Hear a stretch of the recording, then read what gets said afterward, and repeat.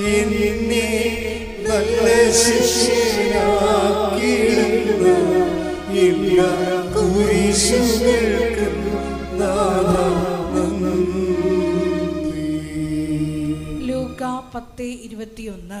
ലൂക്കായുടെ സുവിശേഷം 10:21 വാക്യം. ആ സമയം തന്നെ പരിശുദ്ധാത്മാവിൽ ആനന്ദിച്ച് അവൻ പറഞ്ഞു, സ്വർഗത്തിന്റെയും ഭൂമിയുടെയും കർത്താവായ പിതാവേ, അവിടുത്തെ ഞാൻ സ്തുതിക്കുന്നു. എന്തെന്നാൽ അങ്ങ് ഇവ ജ്ഞാനികളിൽ നിന്നും ബുദ്ധിമാന്മാരിൽ നിന്നും മറച്ചു വെക്കുകയും ശിശുക്കൾക്ക് വെളിപ്പെടുത്തുകയും ചെയ്തു. ശിശുക്കൾ എന്ന് പറഞ്ഞാൽ എന്താണ്? ഇങ്ങനെ ഇള ഒഴുക്കി അമ്മയുടെ മടിയിരിക്കുന്ന സംഭവമല്ല, മറിച്ച് എന്താണ്? എല്ലാത്തിനും ശിശുക്കളുടെ മുമ്പിൽ എല്ലാം അത്ഭുതമായിരിക്കും, എല്ലാം ആകാംക്ഷയിരിക്കും, എല്ലാം അത്ഭുതം. അത് ദൈവത്തെ ഫ്രഷായിട്ട് കേൾക്കുന്നവർ എല്ലാത്തിനെക്കുറിച്ചും ഒരു ആകാംക്ഷയും എല്ലാം അത്ഭുതം. അടുത്തത് എന്താണ്, ഇനിയുള്ള ജീവിതം എങ്ങനെയാണ്, ഇങ്ങനെ ആകാംക്ഷയും ദൈവത്തെ അടിസ്ഥാനപ്പെടുത്തിക്കൊണ്ടവർക്ക് ആകാംക്ഷ ഉണ്ടാകും. അത് ശിശുക്കളുടെ ഏറ്റവും വലിയ ഗുണം അതാണ്.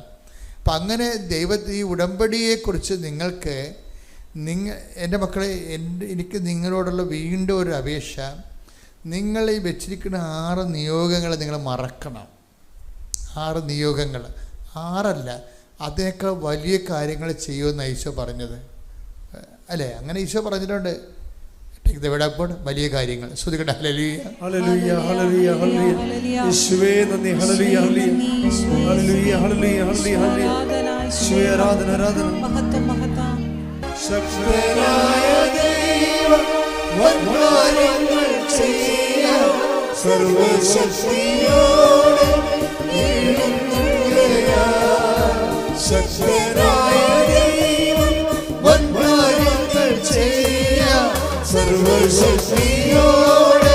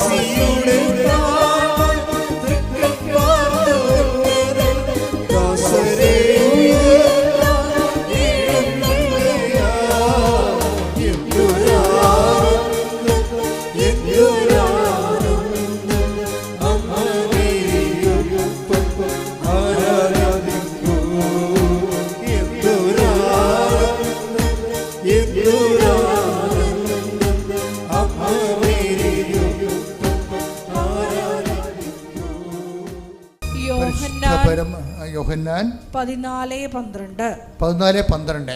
സത്യം സത്യമായി ഞാൻ നിങ്ങളോട് പറയുന്നു, എന്നിൽ വിശ്വസിക്കുന്നവനും ഞാൻ ചെയ്യുന്ന പ്രവൃത്തികൾ ചെയ്യും. ഞാൻ പിതാവിന്റെ അടുത്തേക്ക് പോകുന്നത് കൊണ്ട് ഇവയേക്കാൾ വലിയവയും അവൻ ചെയ്യും.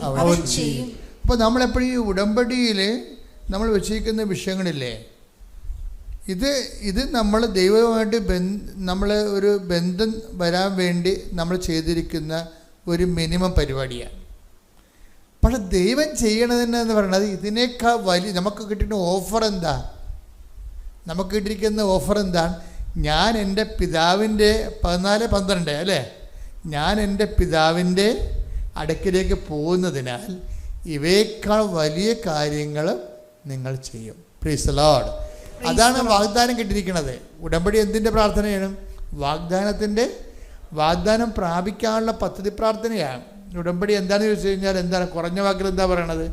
ഉടമ്പടി വാഗ്ദാനം പ്രാപിക്കാനുള്ള പദ്ധതി പ്രാർത്ഥനയാണ്. അതായത് ഉടമ്പടിയുടെ വിഷയം പ്രാർത്ഥനയാണ്. പക്ഷേ അതിന് പ്രശ്നം എന്താണ്? അത് പ്രോജക്റ്റ് പ്രെയറാണ്, പദ്ധതി പ്രാർത്ഥന. ഒരു പദ്ധതിയുടെ ഭാഗമായുള്ള പ്രാർത്ഥന അതിൻ്റെ അകത്തുള്ളത്, പദ്ധതിയുടെ ഭാഗമായിട്ടുള്ള പ്രാർത്ഥനയാണ്. അപ്പോൾ പദ്ധതി കൊണ്ട് എന്താണ്? അവൻ പറയണ പോലെ ചെയ്യുന്നതാണ് പദ്ധതി. അപ്പം അവൻ പറയുന്ന പോലെ ചെയ്യണമെങ്കിൽ എന്ത് വേണം?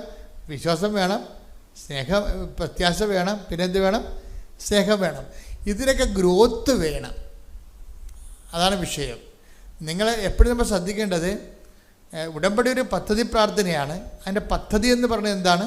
അവൻ പറയണത് പോലെ ചെയ്യുന്നതാണ്. അപ്പം ചെയ്യുമ്പോൾ ഈ ആഴ്ച ചെയ്തതുപോലെ അടുത്ത ആഴ്ച ചെയ്യാൻ പറ്റത്തില്ല. എന്താണ്? ഒരു ഗ്രോത്ത് വേണം അവിടെ. എങ്ങനെയാണ്? എന്തൊരു ഗ്രോത്ത് വേണം? ചെയ്യുന്ന ചെയ്വനയിൽ വിശ്വാസത്തിൽ ഗ്രോത്ത്, വളർച്ച വേണം. പിന്നെന്ത് വേണം? പ്രത്യാശയിൽ വളർച്ച വേണം. പിന്നെന്ത് വേണം? സ്നേഹത്തിൽ വളർച്ച വേണം. ഇപ്പം ചെയ്യുന്ന ചെയ്യത്തിൽ ഇപ്പം പക്ഷെ നമ്മൾ കണ്ടുവന്നിരിക്കുന്നത് എന്താണെന്നറിയാവോ? ഇപ്പോൾ 2 പുതുക്കി 3 പുതുക്കി ഒരു വന്നിരിക്കുന്നത് ഈ ഡെഡ് ബോഡി പോലെ ചെറിയ ആൾക്കാരൊക്കെ വരുന്നുണ്ട്. 3 പുതുക്കിയിട്ടുണ്ട്, പക്ഷേ മുമ്പുണ്ടായിരുന്ന ജീവൻ പോലെ ഇനിയിപ്പോൾ ഇല്ല. അച്ഛനെ കാണാൻ വരുന്ന പുതുക്കിയ ആൾക്കാർ വരുമ്പോൾ നിങ്ങൾ വളരെ ശ്രദ്ധിക്കണം. എന്താ പ്രശ്നം വെച്ച് കഴിഞ്ഞാൽ, നിങ്ങൾ പുതുക്കണത് എന്തിലാണ്? സ്നേഹത്തിലാണ് പുതുക്കണത്, വിശ്വാസത്തിലാണ് പുതുക്കണത്, പ്രത്യാശയിലാണ് പുതുക്കണത്. അതനുസരിച്ച് ഒരു ഗ്രോത്ത് വന്നിരിക്കണം ശരിക്കും. ഇപ്പോൾ ഈ റിനിയുടെ സാക്ഷ്യം കേട്ട് കഴിഞ്ഞാൽ നമ്മൾ കണ്ണ് നിറഞ്ഞു പോകും. അവൾ പറയണത്, എനിക്ക് ഈ വചനം കേൾക്കണമെന്ന് പറയുമ്പോഴേ ഒന്ന് നോക്കണേ, ഫസ്റ്റ് ടൈം വന്ന് ഉടമ്പടി വന്ന ആൾക്കാരാണ് പറയണത്. എന്താ പറയുക, എനിക്ക് വചനം ഇപ്പോൾ കുറച്ച് ദിവസം പുതുക്കി കഴിഞ്ഞപ്പോൾ മനസ്സിലായത്, എനിക്ക് വചനം കേൾക്കണമെന്ന് തോന്നുമ്പോൾ തൊഴുത്തിൽ നിന്ന് അഴിച്ചു വിടുന്ന ആടുകളുടെ കൊതിയാണെന്ന്. അപ്പം തൊഴുത്തിൽ നിന്ന് അഴിച്ചു വിടുമ്പോൾ ആടുകളെല്ലാം കൂടി പെട്ടെന്ന്, ആട് വളർത്തുന്നവർക്ക് മനസ്സിലാവും, അവർ കലക്ക വെള്ളത്തിലേക്ക് ഓടും, പുല്ലിലേക്ക് ഓടും, എന്തൊരു ഉശിരിപ്പോടും അവർ എന്തൊരു ഇത് പോണത്. ഇപ്പം വചനം കേൾക്കണമെന്ന് പറയുമ്പോൾ പ്രത്യേക ഉത്സാഹവും പ്രത്യേക പ്രസരിപ്പുമാണ്. അല്ലാതെ ഇനിയിപ്പോൾ ധ്യാനം കൂടണമല്ല. ഇപ്പം നമ്മൾ പറയും, ഇന്ന് ഞാൻ ഉടമ്പടി എടുത്താണല്ലോ, ഇനിയിപ്പോൾ ഇന്ന് ചൊവ്വാഴ്ച അല്ലേ, അപ്പോൾ ഇന്ന് ഞാൻ ഓൺലൈനിൽ ധ്യാനം കൂടണമല്ല. ഇങ്ങനെ ചോദിക്കുമ്പോൾ അളിഞ്ഞ മോന്ത വെക്കും. എന്താ പറയുക, ഇത് ഉടമ്പടി എടുക്കരുതായിരുന്നു. നിങ്ങൾ വയറ്റിപ്പഴപ്പിന് വേണ്ടി എന്തോ ഉണ്ടാക്കാൻ വന്നിരിക്കുകയാണ്. This is not right. ഇതെന്ന് പറഞ്ഞാൽ ഒരു ദൈവത്തിലേക്കുള്ള ഒരു ചലഞ്ചാണിത്. കാരണം നിങ്ങൾക്ക് പിറകെ വന്നവർ ഇന്ന് നിങ്ങളുടെ മുമ്പിൽ എത്തിയിരിക്കുന്നത്, അതിന് നിങ്ങൾ സമാധാനം പറയേണ്ടി വരും. നിങ്ങളുടെ പിറകിൽ കിടന്നിരുന്ന ആൾക്കാർ നിങ്ങളുടെ മുമ്പിൽ എത്തിയിരിക്കുന്നു, ദൈവസ്നേഹത്തിലും സുവിശേഷ സാക്ഷ്യത്തിലും. അതുകൊണ്ട് തന്നെ എപ്പോഴും നമ്മുടെ മുമ്പിലെ ഓരോ ഉടമ്പടി പുതുക്കൽ കഴിയുമ്പോൾ പുതിയ പ്രസരിപ്പ്. നിങ്ങൾക്കറിയാവില്ല, ദൈവത്തിന് പണ്ട് മുതലുള്ള ഓഫറിംഗ് ആണ് ഈ പുതിയ തൈലം എന്നൊക്കെ പറയണത്. ഓരോ പുതുക്കലിലും പുതിയ തൈലമാണ് തരണത്. അത് പുതിയ ഉടമ്പടി തൈലം എന്നല്ല പറഞ്ഞത്, പുതിയ അഭിഷേകം, പുതിയ സാധ്യതകളും പുതിയ സഹനങ്ങളെ അതിജീവിക്കാനുള്ള പുതിയ അഭിഷേകം. അത് ഓഫറുള്ളതാണ്. 92:10 എടുത്ത് സങ്കീർത്തനം ശ്രുതിക്കട്ടെ. Hallelujah hallelujah hallelujah hallelujah hallelujah. യേശുവേ നന്ദി. Hallelujah hallelujah hallelujah.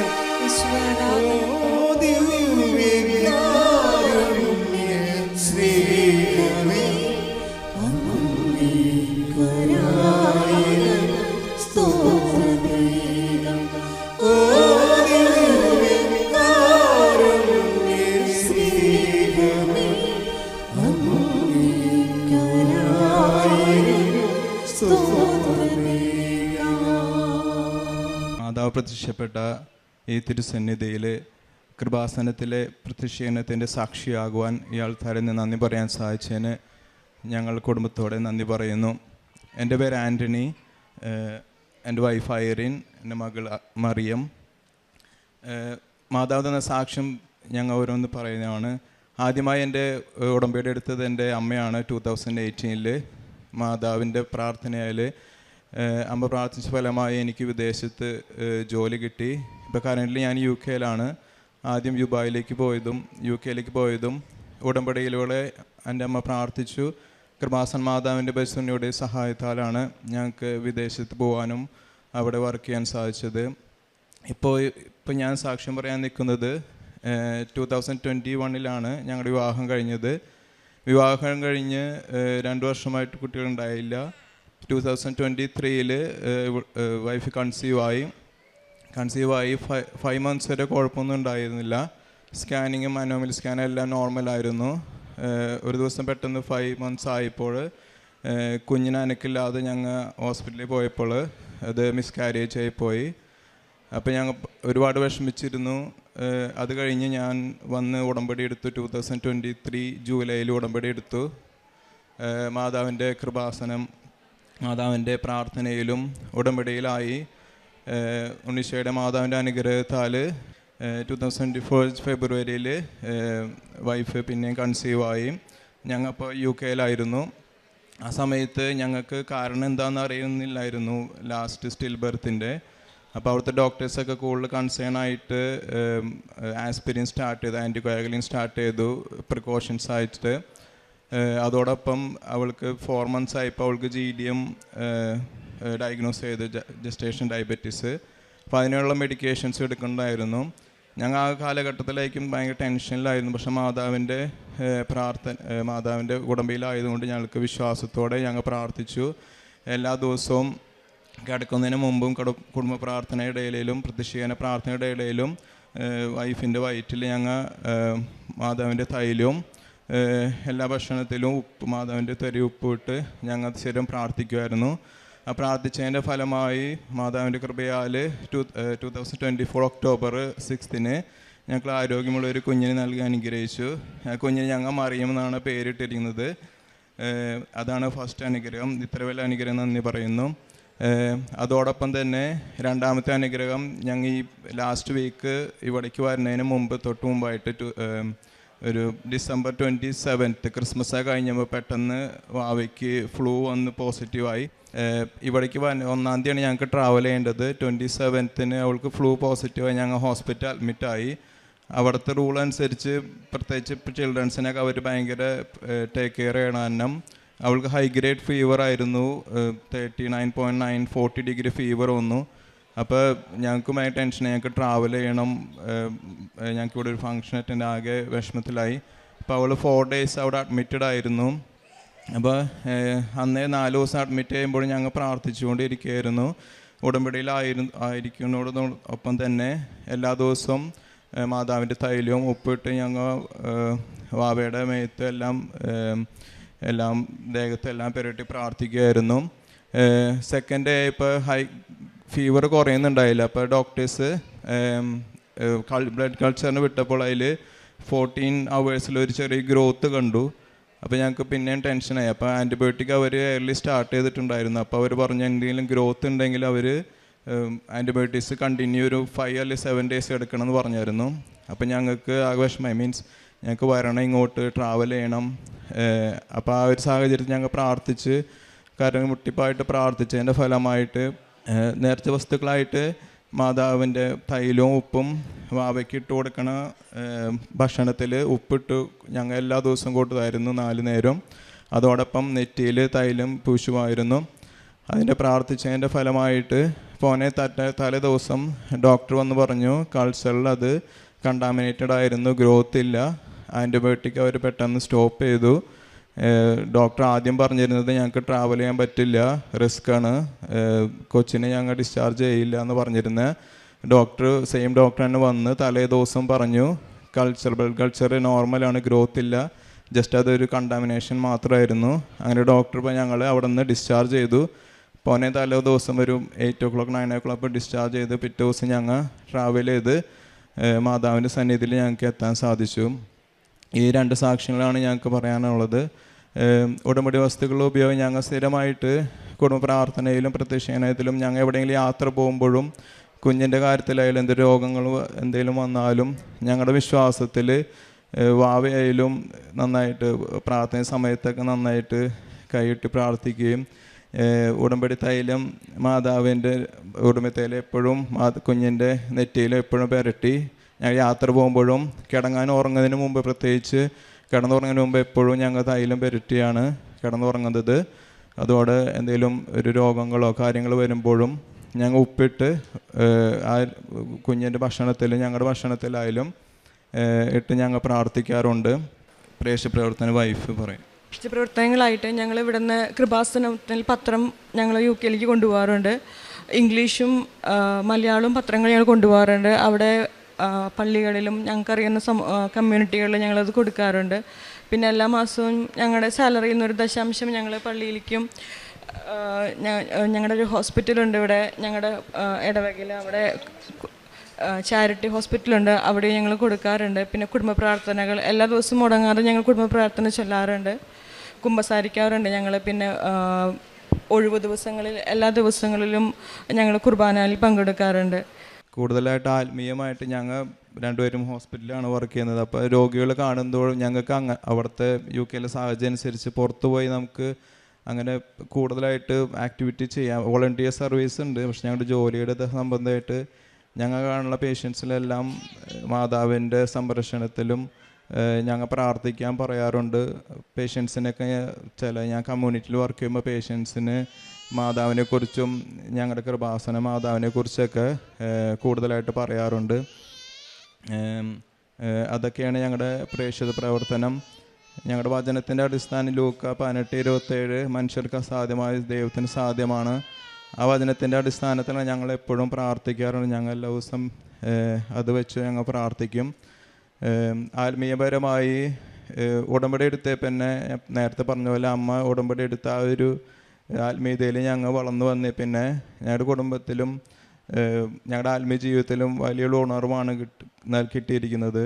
എന്ത് സാഹചര്യം വന്നാലും ഭയം കൂടാതെ ഞങ്ങൾക്ക് ജീവിക്കുവാനും എന്തൊരു സാഹചര്യത്തിലും മാതാവ് ഞങ്ങളുടെ കൂടെ ഉണ്ടെന്നുള്ള ഒരു വിശ്വാസത്തിൽ ഞങ്ങൾക്ക് ജീവിക്കാൻ സാധിക്കുന്നുണ്ട്. നമുക്ക് 2 ആഴ്ച കുമ്പസാരം എങ്ങാനും ലേറ്റായാൽ നമുക്ക് പെട്ടെന്ന് ടെൻഷനാവും. പെട്ടെന്ന് പോയി കുമ്പസാരിച്ച് ആത്മീയമായ പെട്ടെന്ന് ഉണർവ് കിട്ടാൻ ഞങ്ങൾക്ക് സാധിക്കാറുണ്ട്. ഇതുവരെ നൽകിയ എല്ലാ അനുഗ്രഹങ്ങൾക്കും ഇനിയായാലും ഉടമ്പടി ജീവിതത്തിൽ മുന്നോട്ട് പോകുവാനും ഞങ്ങളിപ്പോൾ ഉടമ്പടി പുതുക്കി ഇനി അടുത്ത വർഷം 1 വർഷത്തേക്കും അടുത്ത വർഷം വെക്കേഷൻ വരെ ഉടമ്പടി ജീവിതത്തിലും ധ്യാനത്തിലും എല്ലാ ആഴ്ചയിലും ധ്യാനത്തിൽ കൂടുവാനും ആത്മീയമായും കുമ്പസാരത്തിലൂടെയും ആത്മീയ ജീവിതത്തിലും കൃപാസനം മാതാവിൻ്റെയും പരിശുദ്ധയുടെയും അനുഗ്രഹത്താൽ ജീവിക്കണമെന്നും ഞങ്ങൾ ആഗ്രഹിക്കുന്നു. ഇതുവരത്തെ എല്ലാ അനുഗ്രഹങ്ങൾക്കും പരിശുദ്ധ കൃപാസമാതാവിനും നന്ദി പറഞ്ഞുകൊണ്ട് നന്ദി. I thank Kripasana Mata for all the mercy she showered on me during my tough times. I'm Rachel. I come from Pollachi and I belong to Our Lady of Lourdes Church. So I work as a branch head for one of the private sector banks, and it was during one of the official visits of one of my colleagues that I received Kripasana Mata Patram during 2023. But as a usual practice, I just kept it in an altar and I just ignored it. And during 2024, my husband was detected with a liver disease and he was in a very critical condition. He was hospitalized. So during the journey to hospital, what I did is I just carried that patram and he was admitted in ICU and I was beside him and his pressure was going down.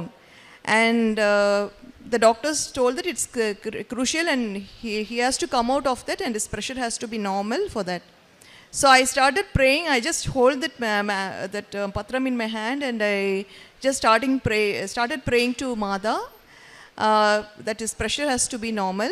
And within a matter of 10 minutes, his pressure was normal and he was immediately shifted to the normal ward. So that was my first encounter with Kripasana Mada. And then during that period, like he was hospitalized for 7 days. So something in me told that I also need a medical checkup. So I just went for my first health checkup. And during the health checkup, a breast checkup, they detected a small nodule in my breast. And I was really scared. The doctor told that it is okay, but then it needs a short-term follow-up. So what I did is something came in my mind. So I just immediately prayed to Mada that I'll visit Kripasanam church and I'll make my I will take a covenant here with a special request for my health issue. So on 16th June 2024 was my first covenant here, and one of my requests was regarding this issue. And after this, I went for a second medical checkup. After I started following all the proceedings which is required for this, for the covenant life. And during my second health checkup, I was inside the ICU. I was inside the scan center, and I was really panicked because when something like a nodule is detected, and usually we think that it could be cancerous. So the doctor was checking with a scan device, I was praying continuously, and the doctor told the nodule is actually vanished, the nodule is not there, and he gave me a scan report also confirming the same. So this is the first miracle. And next thing is, I've already told you that I work for a bank, and about 4 months back I received a HR notice stating that my especially for branch head's role, they usually gauge us with our business performance only. So when particularly in a private sector bank, the business pressure is something, it's tremendous. And about 4 months back, I received a HR notice stating that my performance is average, then I'm in a short notice period of 3 months, and during which, if I don't perform well, I'll be thrown out. And I was literally panicked because I have a high vintage of 20 years of banking experience, and I was never issued such a notice by any of the HR, and I was really embarrassed.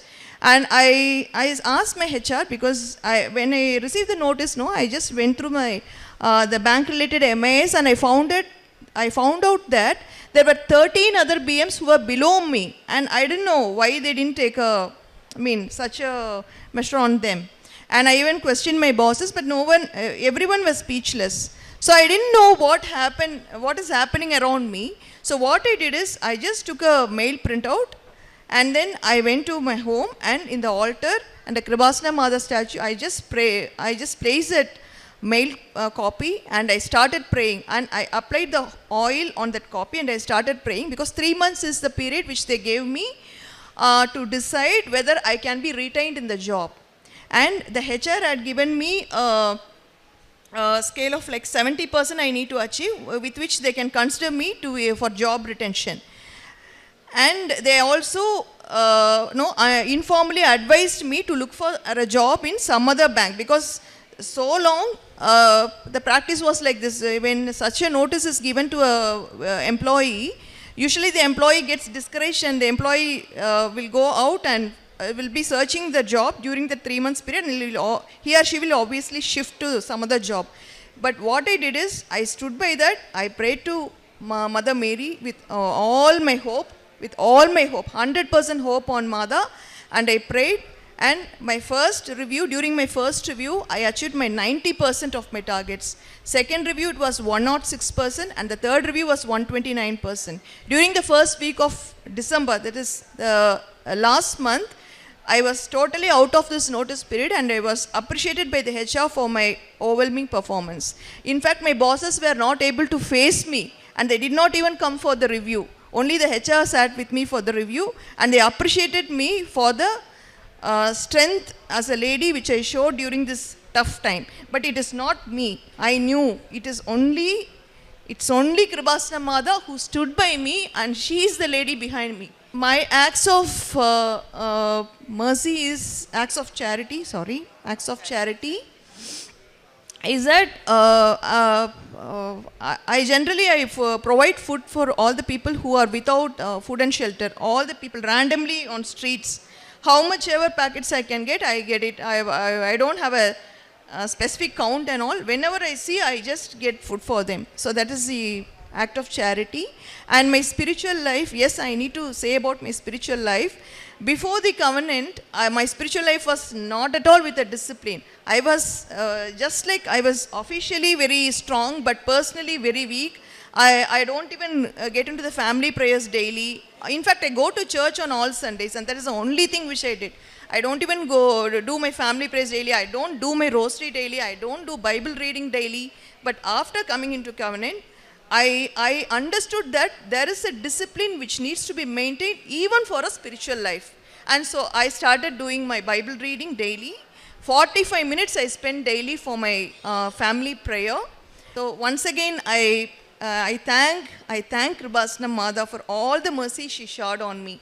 She's the only one who still is beside me.